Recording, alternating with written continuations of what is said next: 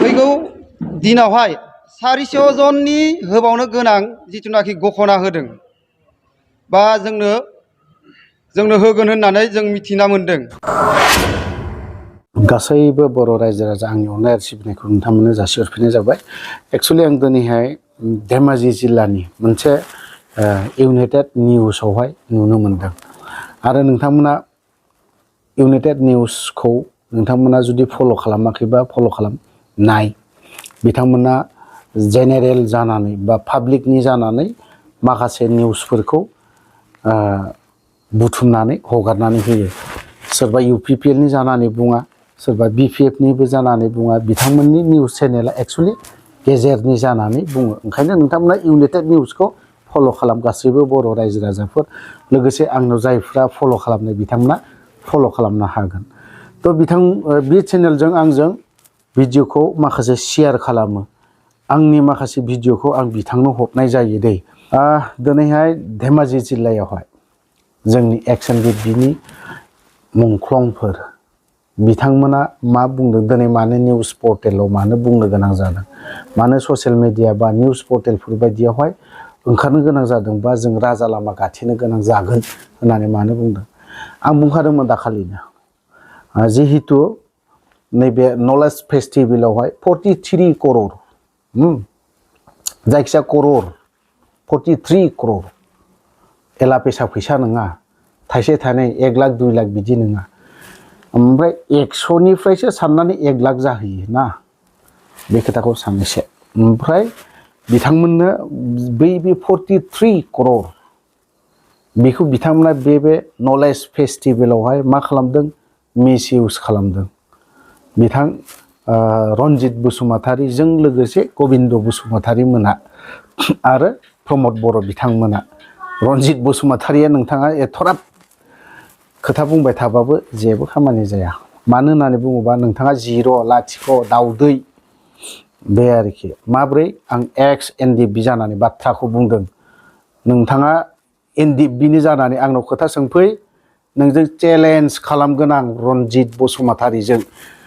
मिथिबाय? चेलेन्ज खालामगोन आं रनजित बसुमतारीजों। 100% आं बिजों चेलेन्ज खालामगोन। एनडिएफबिनि खोथा आंनाव मा सोंनो गोसो सोंफै, नोंजों चेलेन्ज खालामगोन आं। आरो आंनि सोंनायखौ नोङो फिननायबो होनो हाया। बे रनजित बसुमतारी बोसोरथाम नंखाय बाखाय हाग्रायाव थाखुमाग्रा मानसिया लाजिंसिंनो जाय हक बिथांमोना नलेज फेस्टिभेल खुंबाय। खुंनानै मा नलेज होखो बर' रायजो राजानो?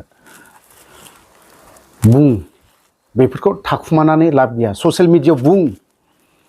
सोरबा सोरबाया दिनै थिफुदलाफोरा बिराद गिदिर गिदिर बाथ्रा बुंदों। थिफुदलाफोर सासेसो दङ, बे थिफुदलाया बिथाङा बर' हारिनि बाथ्राबो बुङो सम सम। मालाबा सोरखौबा खुदै मुजुयो। बे बर'नि थिफुदला बियो। खिन्थु बियो मानो बुंना होनो हायाखै?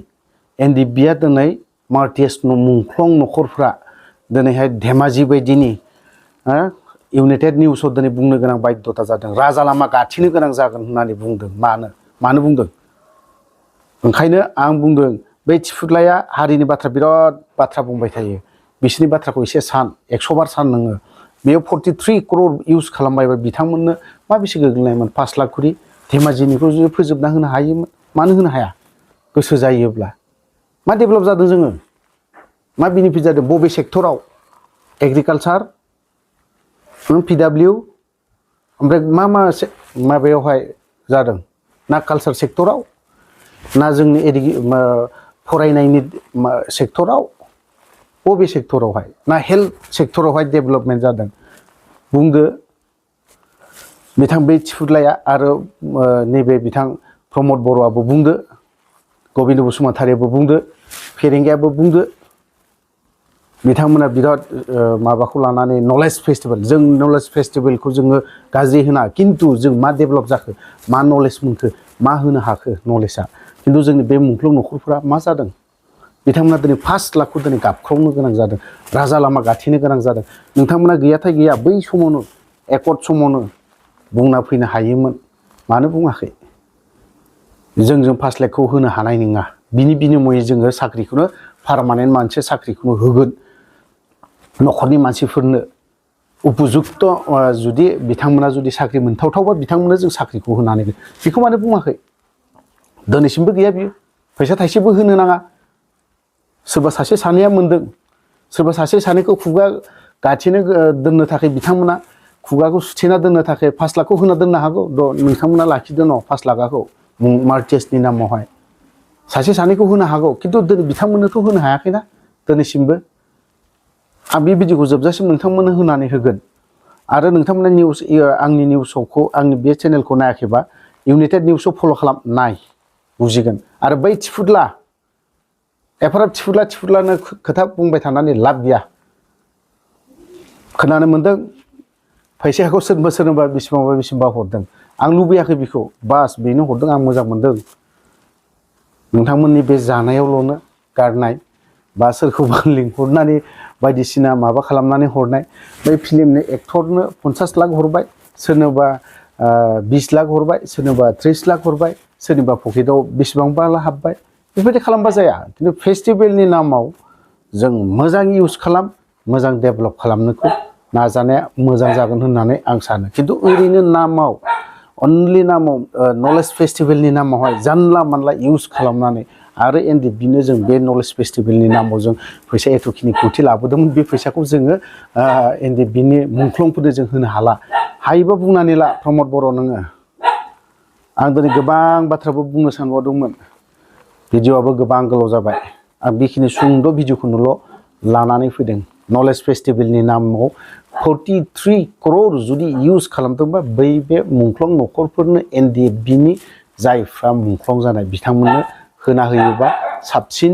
जागौमोन होननानै आं सानो बिथां प्रमद बर'निसिम आं खावलायनाय आरो सम दंबावो थाबैनो नोंथांमोना होनायखौ नाजा थ' लोगोफोर बिथांमोननि धेमाजिनि जायफ्रा बाथ्रा बुंनाय बेखौ नोंथांमोना नायलांदो आरो खोनासंलांदो आरो आंनि चेनेलखौ जायफ्रा नायाखै इउनाइटेड निउस चेनेलखौ फल' खालाम नाय थ' लोगोफोर भिडिअखौ बारा गोलाव खालामा लाफाना बावहाय दोनथ'बाय जय बर' हारिनि जोंनि धेमाजि जिल्ला एक्स-एन-डि-पि निफ्राय लानानै धेमाजि जिल्ला मुंख्लं न'खरनिसिम जोंनिफ्राय दाबि खालामहरनो नागिरदों जे थांनाय जोङो नुबोबाय थादों थांनाय जिथुनाखि 27 जानुवारियाव मुंख्लंफोरनो जे जि पेकेज होदों बे पेकेज होनायाव गासै 201 जननो होनाय जोङो नुदों बा जों खोनादों बा जोङो खुदै जोङो मिथियो